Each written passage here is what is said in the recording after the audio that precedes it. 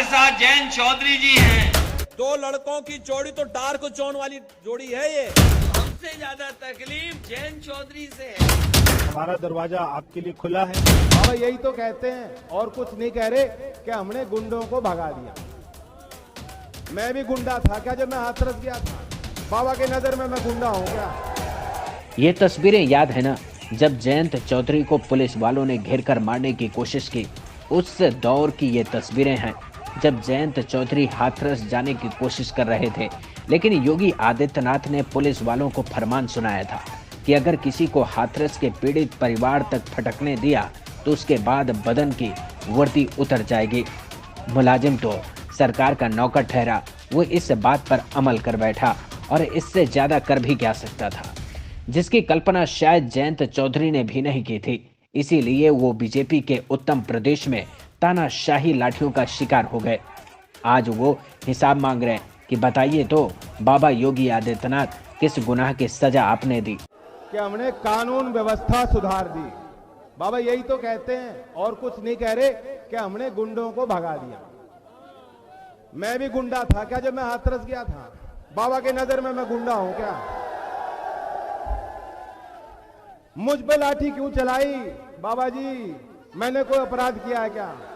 वैसे पश्चिमी यूपी में बीजेपी की हवा खराब है, इसीलिए बीजेपी दंगों और पलायन के पिच पर विरोधी पार्टियों को खिलाने की कोशिश कर रही है। कुछ लोगों के बयानों को आधार बनाकर विपक्षी दलों को गुंडों और मवाली वाली पार्टी बताने की कोशिश कर रही है।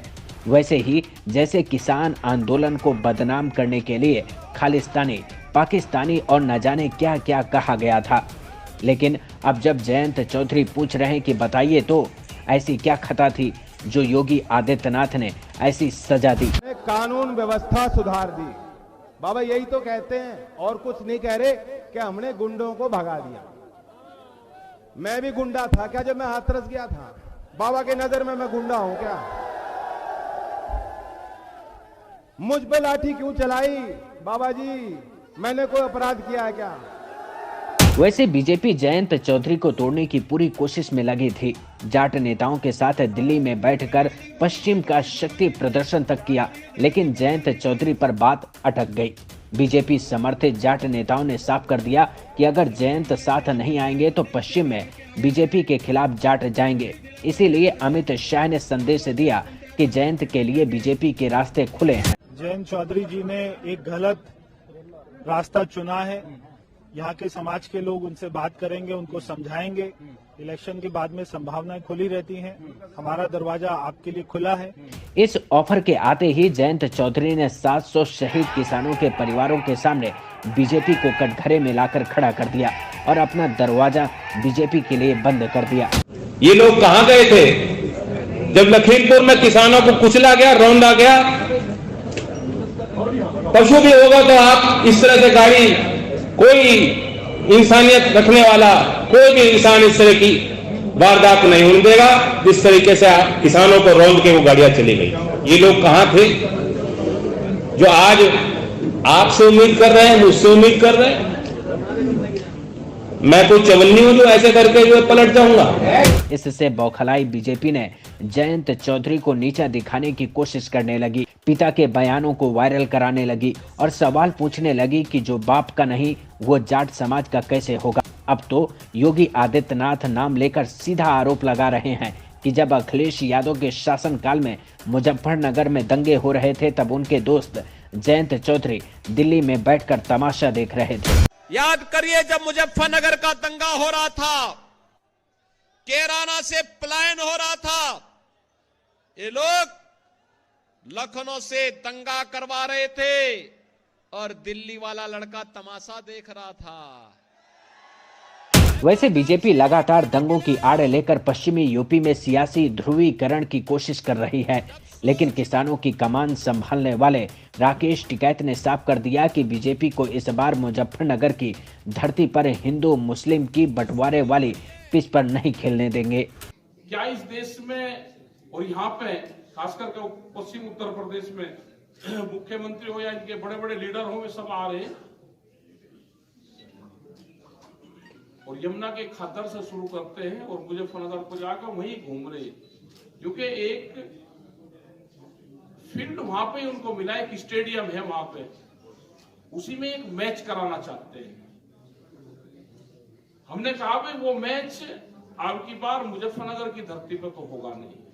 वैसे यूपी में बीजेपी की हवा खराब है। ऐसे में दिल्ली से लेकर यूपी तक के नेताओं को समझ नहीं आ रहा कि कैसे पश्चिमी यूपी की सियासी पिच पर आग लगाई जाए, हिंदू और मुस्लिम के बीच खाई को कैसे बढ़ाया जाए ताकि पश्चिमी यूपी से निकलकर पूर्वांचल तक की धरती पर ध्रुवीकरण की हवा को तेज किया जा सके। क्योंकि पश्चिमी यूपी में जयंत चौधरी और अखिलेश यादव के साथ आने के बाद से बीजेपी का समीकरण बिगड़ गया है। जो जाट बीजेपी के साथ जुड़ा था वो एक बार फिर से जयंत चौधरी के अपमान का बदला लेने के लिए तैयारी करके बैठा है। ऐसे में बीजेपी अखिलेश यादव को टारगेट करने से ज्यादा पश्चिमी यूपी में जयंत चौधरी को घेरने की कोशिश कर रही है। ये जो जनता का सैलाब चल रहा है, इसी से भारतीय जनता पार्टी की हवा खराब हो गई है और उनकी भाषा बदल गई है। और सोचो क्या भाषा बदली है। हमें जो कुछ कह रहे हैं वो तो पहले से कहते आए हैं। भारतीय जनता पार्टी के लोग जो नया कुछ नहीं कह रहे, हमें जो कहते थे वो पहले से कहते आ रहे हैं। अब हमसे ज्यादा तकलीफ जयंत चौधरी से है।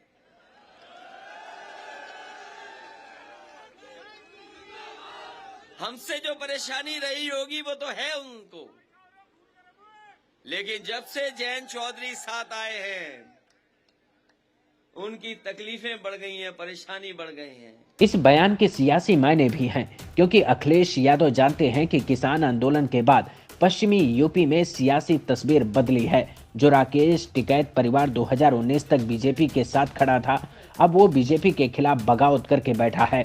भले ही संदेश खुलकर न दिया जा रहा हो, लेकिन गाहे बगाहे बीजेपी के खिलाफ टिकैत परिवार खुलकर बोलता है, क्योंकि किसान आंदोलन को जबरिया हटाने के लिए योगी आदित्यनाथ ने फोर्स उतार दी थी। तब राकेश टिकैत के आंसुओं ने एक बार फिर से किसान आंदोलन को नई दिशा दी थी। तभी ये तय हो गया था कि बीजेपी के खिलाफ टिकैत परिवार खड़ा होगा। इस दौरान जयंत चौधरी ने राकेश टिकैत परिवार का हाथ थामा और आज राकेश टिकैत परिवार पश्चिमी यूपी में जयंत चौधरी के सिर पर हाथ रखकर संदेश साफ कर दिया। इस ताकत को अखिलेश यादव भी समझते हैं, इसीलिए जयंत चौधरी के मुंह मांगी मुराद भी पूरी की गई। वो भी तब जब 2017 विधानसभा चुनाव के दौरान आरएलडी को सिर्फ एक सीट मिली थी, लेकिन 2022 के रण क्षेत्र में आरएलडी 34 सीटों पर चुनाव लड़ रही है। Bureau report, watch news. डूबता है उसी तरफ भारतीय जनता पार्टी को डुबाने का काम कोई कर रहा है तो जयंत चौधरी जी कर रहे हैं।